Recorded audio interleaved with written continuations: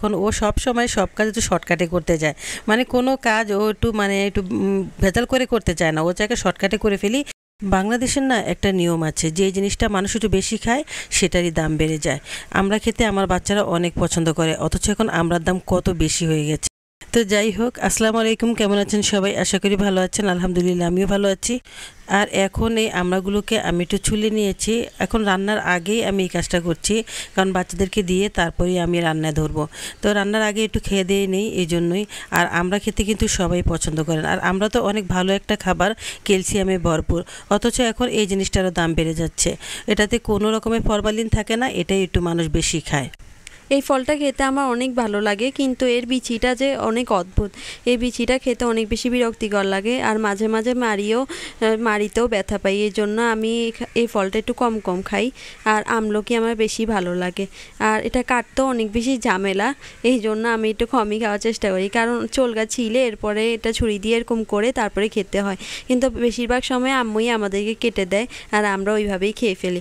আর এখানে লবণ মরিচ দিয়ে সুন্দর করে মাখিয়ে দিচ্ছে, এতে করে সহজেই খাওয়া যায়। আর লবণ মরিচ ছাড়া তো টক টক লাগে, এই জন্য আমরা সবসময় লবণ মরিচ দিয়েই খাওয়ার চেষ্টা করি। আগে দেশের বাড়িতে আমাদের আমড়া গাছ ছিল, কখনো কিনতে হয়নি। কিন্তু এখন শহরের বাড়িতে এসে সব কিছুই কিনে খেতে হয়।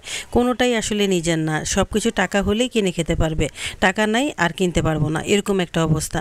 তো যাই হোক, আর এখনকার সময়ে জানেনই তো জিনিসপত্রের দাম বেশি, তাই এখনকার সময় শহরের বাড়িতে চলাটা অনেক কঠিন হয়ে যায়। তো এখন আমড়াগুলোকে আমি মরিচ দিয়ে ভালো করে একদম গোসল করিয়ে দিয়েছি, আর এগুলোকে এখন ওদেরকে দিয়ে দেব। ওরা আর আমার মরিচ অপচয় করবে না। জানেন, ওরা আমার অনেক মরিচ অপচয় করে, মানে ওরা বাটিতে করে নেবে, একটুখানি খাবে, বাকিটা ফেলে দেবে। আর এখন আমড়াটাও ফেলে দিয়েছে। এখানে তাসিন আমরা নিজের কারণেই ফেলে দিয়েছিল, মানে পড়ে গিয়েছে ওর হাত ফসকে। কিন্তু এখন ও আমার সাথে রাগ দেখাচ্ছে, বলছে তোমার কারণে আমার আমড়াগুলো পড়ে গেছে, কারণ আমি ওর সাথে মজা করছিলাম। ওটা করতে করতে ওর মানে অমনোযোগী হয়ে ওর আমড়াগুলো পড়ে গিয়েছে।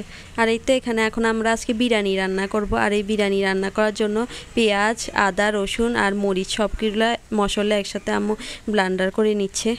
আমাদের হাতে সময় খুব কম ছিল, এই জন্য আমরা সবগুলো মশলা একসাথে ব্লেন্ডার করে ফেলেছি, আলাদা আলাদা করে আর তৈরি করিনি। আর এইভাবেও বিরিয়ানিটা খেতে অনেক বেশি মজার হয়।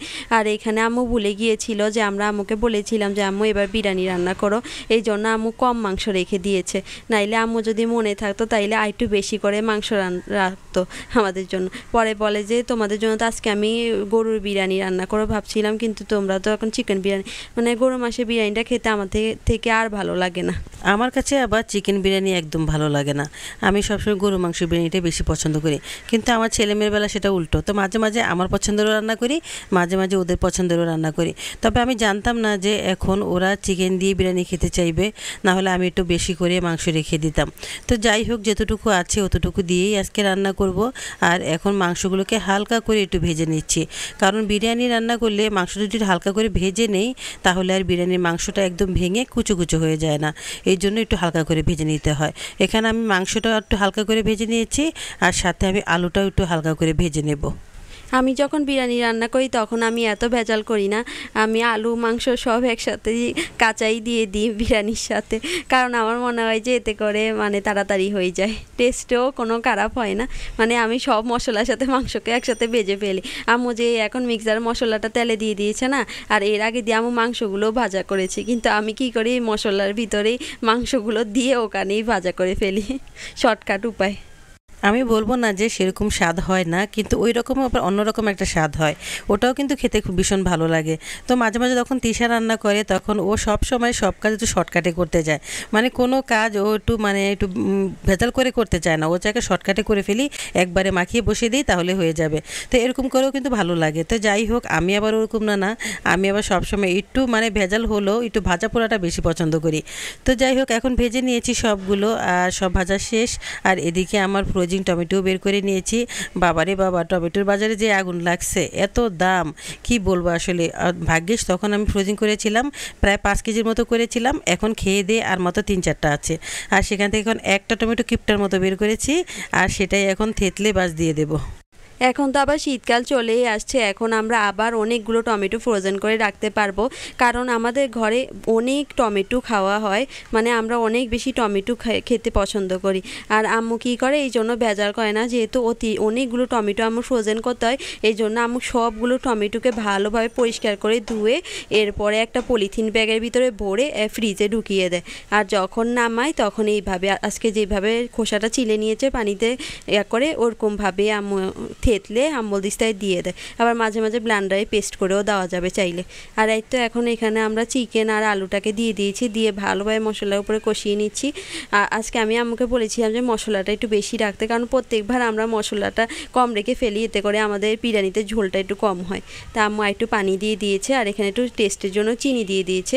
চিনি দিলে লবণটা ব্যালেন্স হয়ে যায়, অনেক বেশি মজা লাগে বিরিয়ানি। একটা সময় মানুষ যখন বিরিয়ানি রান্না করতো, পাশের বাড়ি থেকে যখন গ্রান আসতো, তখন হা করে গ্রানটা শুকে নিতাম, আমার এত ভালো লাগতো, কিন্তু নিজে রান্না করতে পারতাম না।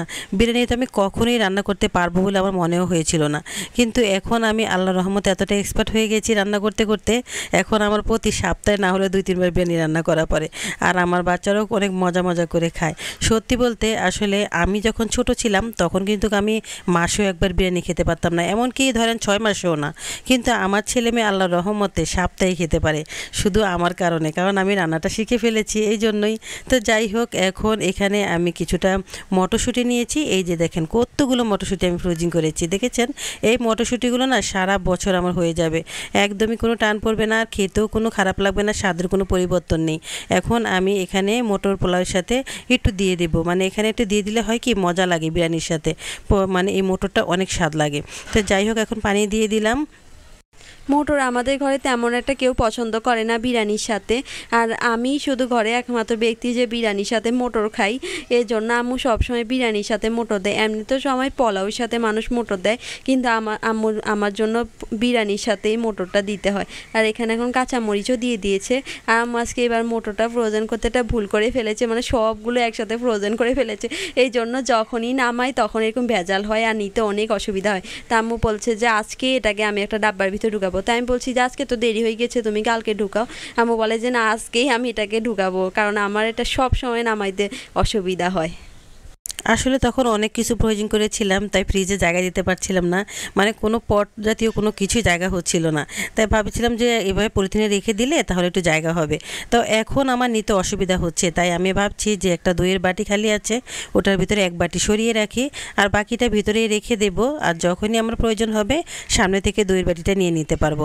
এই জন্য নিজের সুবিধার্থে একটু আলাদা করে নিলাম। আমরা আগে শীতে যে শাকসবজিগুলো ফ্রোজেন করেছিলাম সেগুলো মাশাআল্লাহ আমাদের এবার শীত পর্যন্ত চলে গিয়েছে, মানে সামনে তো ফেব্রুয়ারি মাস চলেই আসছে, তখন আবার শীত চলে আসবে, আর এই শীতে সবজিগুলো ফ্রোজেন করব।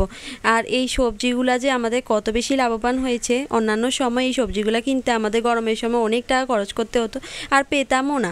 এমনি সময় তো ফ্রোজেন মোটর কিনতে পাওয়া যায়, যেটার অনেক দাম, তারাও ফ্রোজেন করে রাখে। আর তো আমরা ফ্রোজেন করে রাখলে কি সমস্যা, এই জন্য আমরা নিজেরাই ফ্রোজেন করে এবার রেখে দিয়েছি। আর এরপরে টমেটো আর গাজরে এখন যে দাম, ওগুলো তো খাওয়াই যায় না। আব্বু একবার কিনে এনেছিল, আম্মু অনেক বকাবকি করেছে, বলেছে আমার তো টমেটো ফ্রোজেন করাই আছে, তোমার কেনার কী দরকার ছিল। আর এই তো এখন এখানে আমাদের চিকেনটাও আমরা দিয়ে দিয়েছি পোলাওয়ের সাথে। আমরা এরকম একটু পানি থাকতে থাকতেই চিকেনটা দিয়ে দিই, এতে করে ঝোলটা পুরো ভাতের সাথে মিশে যায় আর খেতে অনেক ভালো লাগে। অনেকে আছে যে ভাতটা ভালো করে কুক করে এরপরে মাংসটা অ্যাড করে, আমরা ওরকম মাঝে মাঝে করি, সবসময় করি না। তো যাই হোক, এখন দিয়ে দিয়েছি, দিয়ে এখন ভালো করে নেড়ে চেড়ে একটু মিশিয়ে নিচ্ছি। আর এদিকে আমি লবণটাও চেখে দেখেছি, সব ঠিকঠাকই আছে, কোনো রকমের আর প্রবলেম নেই, আর কিছুই দিব না। আর এখন ভালো করে মিশিয়ে তারপর আমি ভালো করে ঢাকনা দিয়ে রাখবো। আর এর আগে দিয়ে আমি একটু আলু বোখরা দিয়ে দিচ্ছি। এই আলু বোখরাটা না এত মজা হয়, কি বলবো, আসলে অসাধারণ লাগে। তো যাই হোক, রান্নাবান্না শেষ, দেখেন আমি একটু ঢেকে মানে লেড়ে দেখাচ্ছি কতটা ঝরঝরা হয়েছে, দেখেছেন? আমাদের এই আলু বোখরাগুলোর বয়স কমসে কম 2 বছর হবে। এত বছর ভালো থাকার রহস্য হচ্ছে যে এই আলু বোখরাটা আমরা সিদ্ধ করে এরপর রেখে দিয়েছিলাম, আর এর কারণে অনেক দিন ভালো আছে। এইভাবে আপনারাও চাইলে রাখতে পারেন, তাহলে যখন তখন বিরিয়ানিতে দিতে পারবেন। আর বিরিয়ানিতে আলু বোখরা দিলে অনেক মজা হয়, মাঝে মাঝে আচার বানিয়েও খাওয়া যায়, আলু বোখরা আচার অনেক মজা।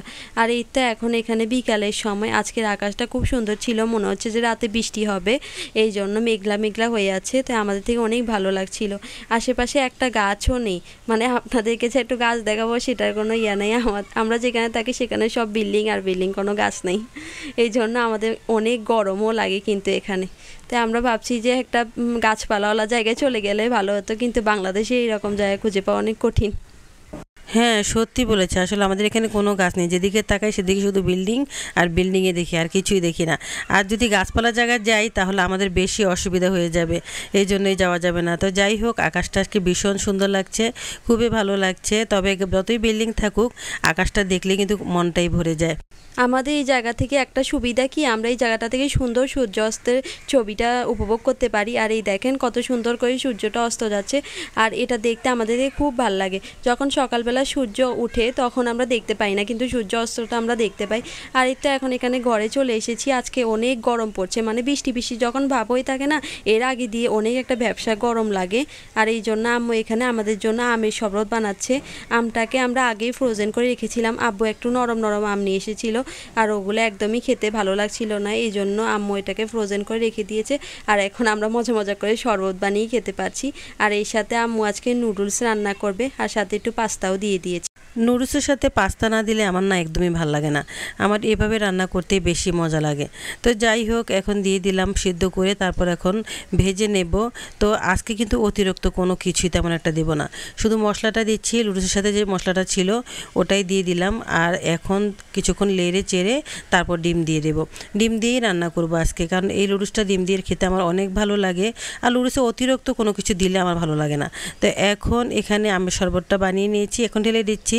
এই দেখেন একদমই ফুটিকা, কেউ বলবে না যেটা ফুটিকা না। দেখেছেন এত মজা হয়, কি বলবো। আসলে ফুটিকা খাওয়া খেতে আপনারা ভুলেই যাবেন যখন এই আমটা এভাবে ফ্রোজিং করে শরবত বানিয়ে খাবেন।